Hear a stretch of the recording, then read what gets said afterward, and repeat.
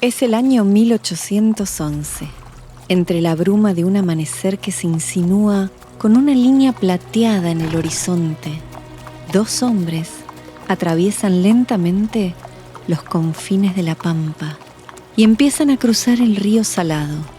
El aliento se les hace niebla, las manos están entumecidas. Los caballos se hunden en el río, se ponen nerviosos. El agua helada se escurre dentro de las botas, los pies se mojan. Francisco Hermógenes Ramos Mejía y José Luis Molina, su hombre de confianza, están rompiendo todas las reglas. Hace 3 días salieron de la estancia Los Tapiales, en el oeste de Buenos Aires, rumbo a la frontera, a la tierra de los indios. Francisco cuenta con un permiso del gobierno, un gobierno tumultuoso y demasiado novato, y también con la advertencia de que nada podrá reclamar si es asesinado. Están atravesando el confín que separa la civilización cristiana de la barbarie pagana. La corriente se niega a dejarlos pasar. Los espíritus de los bravos conquistadores que cientos de años atrás, antes que ellos, pasaron por allí, gritan, advierten sobre el dulce peligro de la ambición. El viento aúlla y los envuelve en un torbellino de malos augurios.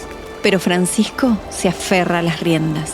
Los caballos tragan agua, miran la otra orilla, saben que todo depende de ellos y lo logran.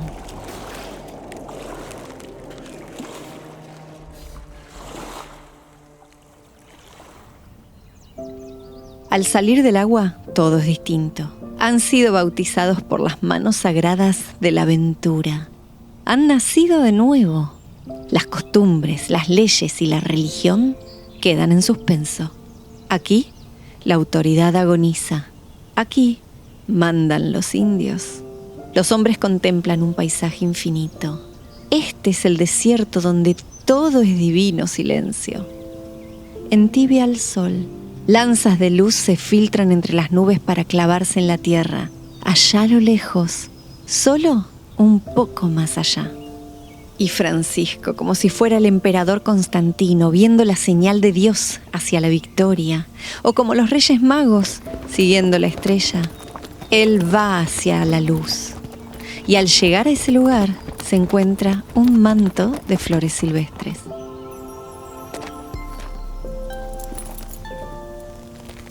Dios del pueblo elegido, Dios de todos los hombres, te doy gracias. Aquí, en este lugar que llamaré Miraflores, te honraré todos los días de mi vida, con mi fe como única guía, con las sagradas escrituras como ley. Yo voy a comenzar un mundo nuevo en tu nombre. Molina tiembla de frío y lo mira desconcertado. Nunca va a dejar de sorprenderse ante la espiritualidad del patrón. Ni el cura en la misa se pone así, ni los revolucionarios se ponen así. ¿Será por eso que lo sigue en este delirio?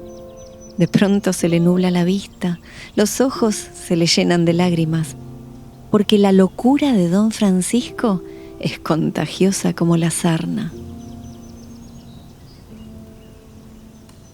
Y ahora nos vamos a buscar a los indios. Tenemos que comprarles la tierra.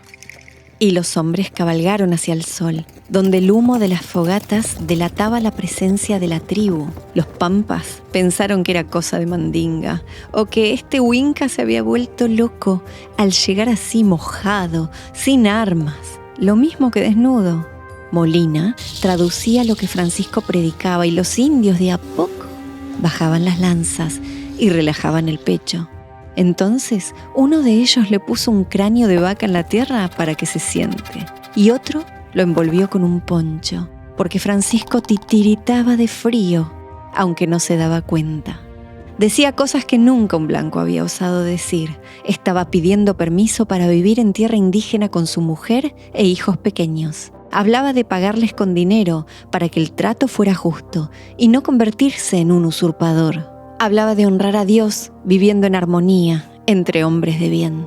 Hablaba de vínculos de hermandad, de respeto mutuo. Hablaba de ser útil para ellos, de aprender y enseñar. Y les pidió que lo acompañaran, que se quedaran a vivir allí, junto a él.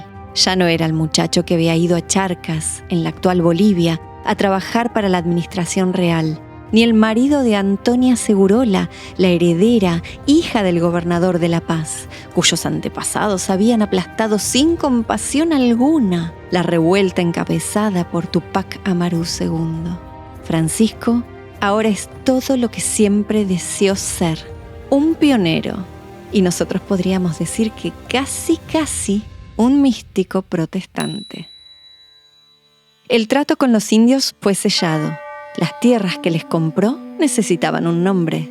Miraflores nació, no según las normas hispanas de conquista, sino del reconocimiento de los verdaderos dueños de la tierra. Ese paraje, cerca de la laguna de Caquelhuincul, creció sin parar. Se llenó de ganado. Los hijos de Francisco se criaron entre indios y cristianos. Allí, las puertas siempre estaban abiertas. Francisco alimentaba, enseñaba a trabajar, enseñaba una versión muy personal del Padre Nuestro y acogía a todo aquel que necesitara un techo. Eso sí, con disciplina de asceta. No había alcohol ni juerga, no se robaba, no se peleaba. El que faltaba a estas reglas sagradas tenía que seguir su rumbo. Una década después, un emprendedor joven llamado Juan Manuel de Rosas compró tierras muy cerca de Miraflores y fundó otro establecimiento ejemplar llamado Los Cerrillos. No simpatizaron, competían por los mismos recursos y también por la misma autoridad. Las suspicacias surgieron. Rosas quería la hacienda de los indios para su nuevo saladero, pero era Ramos Mejía quien sugería a sus amigos los indios el precio justo que cobrarle. Juan Manuel de Rosas puso a sus hombres y dinero a disposición del gobernador Martín Rodríguez. Una movida política brillante. El gobernador quería un nuevo pacto de paz con las tribus, uno más entre tantos. El prestigio de Francisco naturalmente lo convirtió en el delegado natural para representar a las tribus indígenas. El Tratado de Miraflores nació, para ser incumplido, un 7 de marzo de 1820.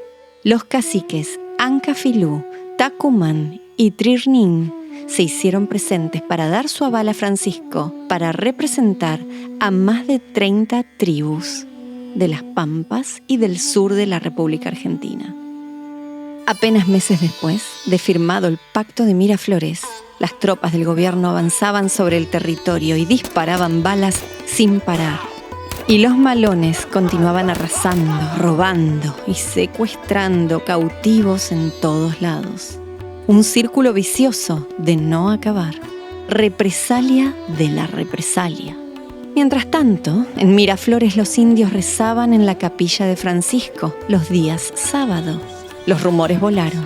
Los susurros decían que Ramos Mejía había creado una nueva religión judaizante. No hay misa el domingo. Allí se celebra el sábado. Ramos bautiza, Ramos casa. Es un hereje, un sacrílego. Y mientras el gobierno traicionaba sistemáticamente todos los pactos hechos con los indios, ellos respondían atacando el Azul, Dolores y todos los fortines de la zona, provocando un sufrimiento inmenso. Pero las tribus belicosas pasaban de largo sin tocar la estancia de Miraflores.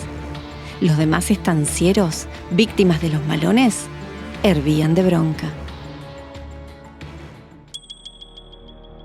Y en esos días, el gobernador termina humillado en una batalla contra los indios y necesitaba un culpable para tapar su impericia. Una teoría surgió. La culpa es de Ramos, que les dio información y los protege en su estancia. Sin más, el gobernador envía tropas a Miraflores para apresar a todos los indios que allí viven y llevarlos prisioneros al fuerte de Caquelhuincul, construido en tierras que habían sido donadas por el mismísimo Francisco. La escena es de pura desolación. Las mujeres lloran, los chicos se esconden asustados. Francisco corre de aquí para allá, trata de imponer algo de calma, les dice que obedezcan. Él les asegura que todo se aclarará en la mañana e irá a traerlos de vuelta a casa. Los indígenas confían en él. El patrón nunca les mintió. Esa noche no durmió. Pasó toda la noche en vela escribiendo mensajes para el gobernador y para todas las personas que pudieran ayudar. Y al amanecer, montó su caballo preferido y cabalgó hacia el fuerte de Caquel. Nunca imaginó lo que el destino le tenía reservado. Lo que vio en el camino no era obra de Dios, sino del mismísimo demonio. Nunca olvidaría esa terrible escena. Volvería todas las noches a sus pesadillas. Nunca sanaría de ese dolor. Primero vio un bulto que parecía una piedra, luego 2 y 3, y allí estaban los 80, los hombres, mujeres y niños. Nunca llegaron al fuerte, los mataron en el camino, los masacraron. Los indios que lo habían arropado, las mujeres que cocinaban su comida, los chicos que jugaban con sus hijos. Y la tierra se mojó de sangre y lágrimas una vez más. Volvió a Miraflores descompuesto, lacerado. Lo esperaba un mensajero y Francisco leyó con espanto. El gobernador en campaña Martín Rodríguez manifiesta que en atención a que un buen número de indios establecidos en la hacienda de Francisco Ramos Mejía originan una serie de males.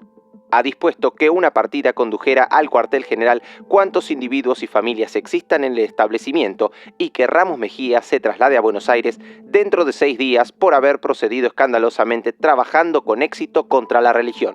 Ha dado pruebas de muy estrecha amistad con el salvaje, la que prefiere a la de sus propios conciudadanos. Esa tarde, Francisco se fue para siempre del campo de Flores.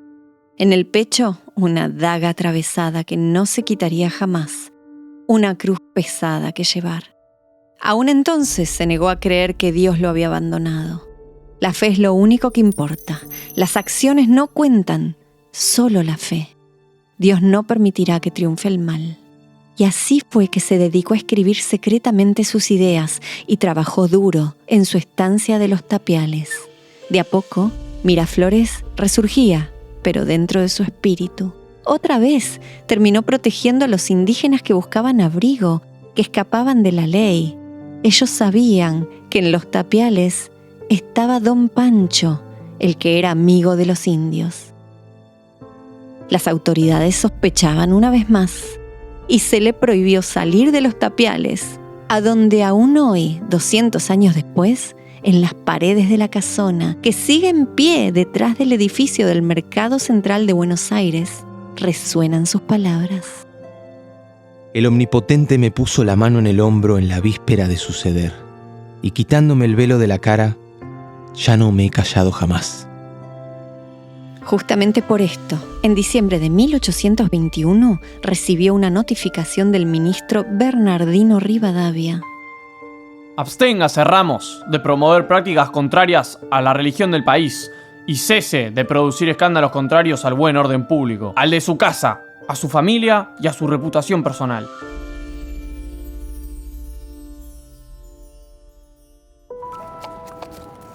Francisco Hermógenes Ramos Mejía falleció poco después, el 5 de marzo de 1828, con solo 54 años.